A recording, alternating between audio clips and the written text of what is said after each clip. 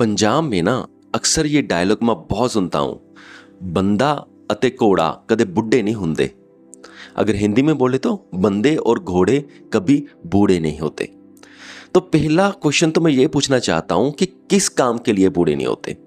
पहले तो ये मुझे इंटेंशन समझाओ, और दूसरा कि आप अपने आप को क्या ऐसे मान के चल रहे हो कि आप कभी बूढ़े नहीं होगे।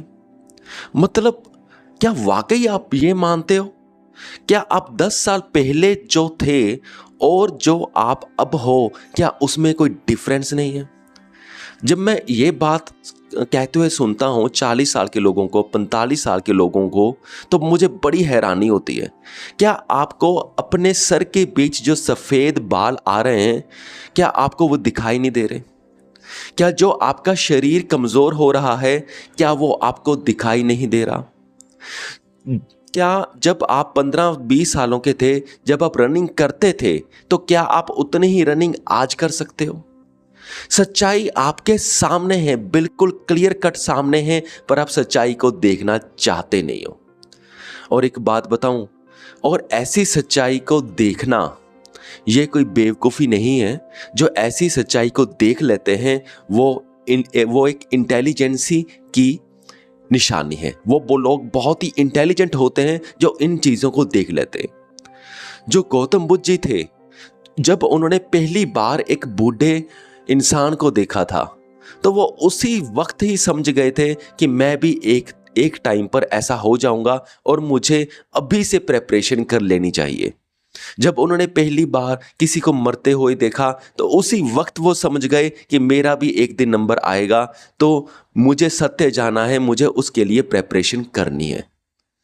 तो देखो, हर जो स्पिरिचुअल गुरु हुए हैं, महान लोग हुए हैं, वो सभी अपनी मौत के लिए अवेयर थे। वो यही एडवाइस देकर गए हैं कि हमें ये हमेशा याद रखना चाहिए कि हम कभी भी मर सकते हैं। तो इसलिए वो उनकी प्रेपरेशन करने के लिए हमें भी बोलते हैं। पर उल्टा हम क्या कर रहे हैं? हम कह रहे हैं बंदा और घोड़ा कभी बूढ़े होते ही नहीं है। ठीक उनसे उल्टा। और हम ये कह करके अपने आप को इंटेलिजेंट समझते हैं और दूसरे लोगों को बेवकूफ़ समझते हैं जो इन बातों को फॉलो करते हैं। और एक्चुअल में क्या सीन था, जो सारे महान लोग थे वो इसी बात को फॉलो करते थे। वो हमेशा मौत को याद रखते थे। अब आपको मैं दूसरी बात बताता हूं। जैसे कि आप सभी ने स्कूल एग्जामिनेशन तो दिए होंगे, ये तो क्लियर है।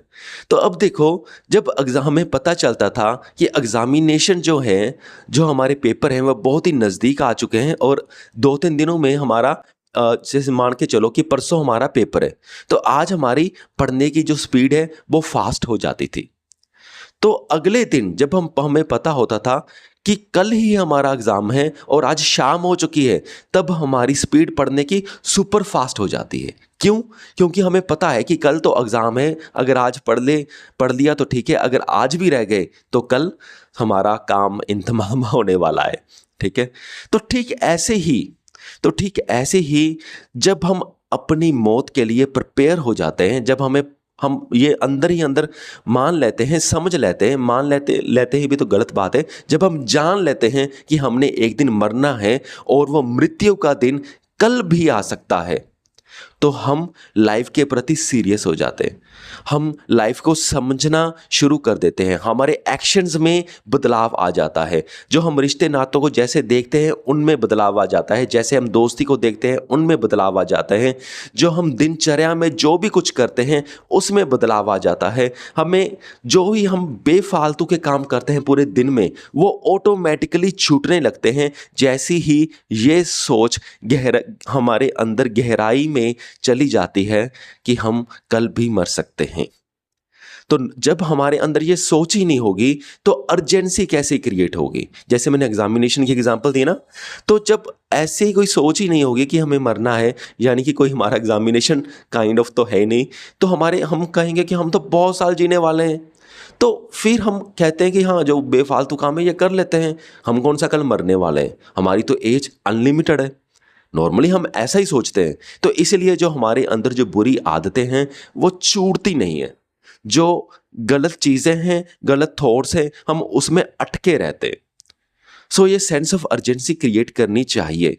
और ये ऐसा नहीं है कि चाहिए, हमें मरना है, ये फैक्ट है। हमें एटलीस्ट जो सत्य है, जो हमारी आंखों के सामने क्लियर कट सत्य है कि सारे हम मर सकते हैं कल भी, और हम आसपास देखते हैं कि लोग हर रोज़ मर रहे हैं, कोई एक्सीडेंट में मर रहा है, कोई किसी बीमारी से हो रहा है, हमारा नंबर भी कल आ सकता है। ये क्लियर कट है, ये ट्रुथ है, इसमें कोई झूठ नहीं है। तो इस सत्य को हमें अपनाना चाहिए, और जैसे ही हम इस सत्य को अपनाते हैं हमारे अंदर चेंजेस ऑटोमेटिकली आने लगते हैं। जो कहते हैं ना, बंदा और घोड़ा कभी बूढ़े नहीं होते, बंदा भी बूढ़ा होता है और घोड़ा भी बूढ़ा होता है, बंदा भी मरता है और घोड़ा भी मरता है। सो ठीक है, मुझे पूरी उम्मीद है कि आपका मेरा पॉइंट समझ आ गया होगा। सो इस वीडियो को यहाँ तक देखने के लिए आपका बहुत बहुत धन्यवाद।